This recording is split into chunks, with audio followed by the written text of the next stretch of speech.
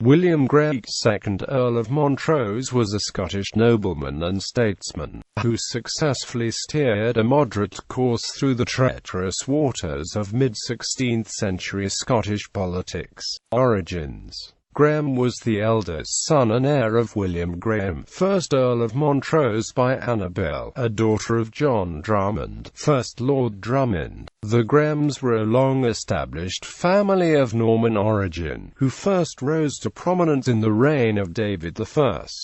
Career: in the reign of James V, Montrose succeeded to the earldom as a minor, following the death of his father at the Battle of Flodden, in 1525. He was one of a number of lords selected to attend personally on the king, and in June 1535 he was appointed an ambassador to France in connection with the king's marriage. On the 29th of August 1536, he was named as one of the Commission of Regency during the king's absence in France until the king returned in 1537 with Madeleine of Valois. Montrose supported the king in his struggles with the pro-English faction led by Archibald Douglas, 6th Earl of Angus, and was rewarded on the 29th of May 1542 with a grant in few of the king's lands of Rutherns and Blacksaw, in Strathearn. Career: in the reign of Queen Mary. Following the king's death, Montrose was present at the Parliament held at Edinburgh on 15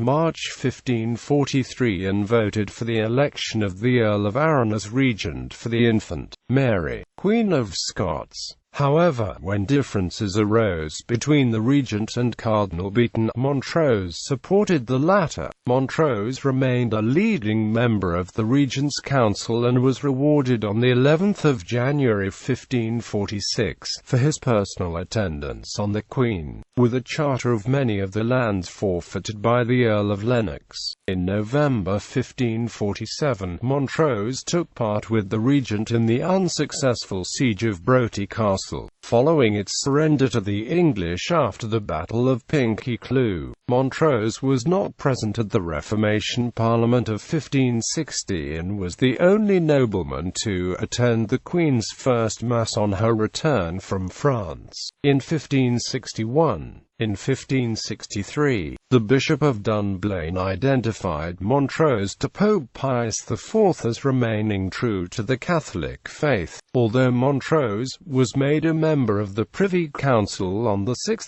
September 1561, he is not recorded as having attended any of the Queen's parliaments after her return from France. He favoured the Queen's marriage to Henry Stuart, Lord Darnley, but steered a middle course during the tumultuous upheavals that followed. Thus he dissented from the deposition of the Queen and her imprisonment at Loch Leven Castle between 1567 and 1568, and joined the Queen at Hamilton, following her escape, but he did not take the field in her support, and his grandson and heir was on the other side. Montrose died at Kincardine on 24 May 1571. Family. In December 1515, Montrose married Janet Keith, daughter of William, 3rd Earl Mariscal. She died between the 27th of August 1546 and the 25th of August 1547.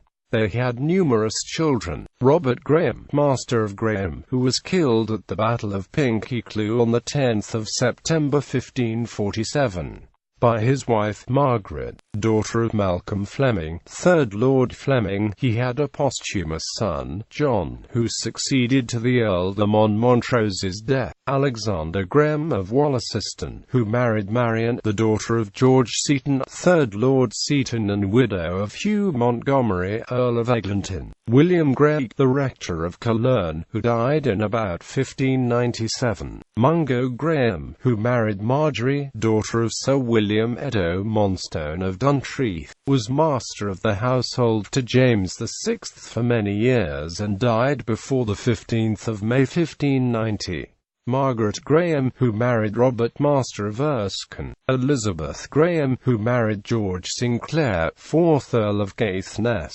Agnes Graham, who married Sir William Murray of Tully Barton. Janet Murray, who married Sir Andrew Murray of Balverde.